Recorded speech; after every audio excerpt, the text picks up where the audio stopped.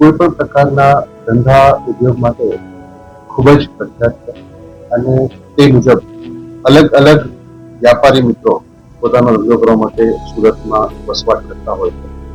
એમાંના એક વેપારી સુધીર કુમાર ગુપ્તા કે જે પોતે સ્ટેપનો વ્યવસાય કરતા હતા, તેમની સાથે અન્ય પેઢીના આરોપી જે છે હાલ નીલમણિ, અરુણ મખનલાલ અને સંદીપ, એ લોકો પણ તેમના સંપર્કમાં આવેલા અને સંપર્ક બાદ પોતે સ્ટેપ સસ્તા ભાવે તેઓને અપાવી શકશે એવો વિશ્વાસ ફરિયાદીને અપાવેલો અને ફરિયાદી પાસેથી 2,01,00,000 જેવી માતબર રકમ મેળવી લઈ અને 1,60,00,000 પોતે સ્ટેપનો માલ આપેલો.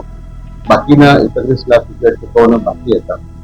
એ દરમિયાન ફરી વખત તેમણે ફરિયાદીને વિશ્વાસમાં એ લીધા કે બાકીના જે 31 છે તમે બીજા પણ અમને 71 લાખ રૂપિયા જેવી રકમ આપો, અમે તમને વધારે સ્ટેપનો માલ સસ્તા ભાવે અપાવી અને ત્યારબાદ આ રકમ મેળવી લઈ અને ફરિયાદી સાથે વિશ્વાસઘાત કરે.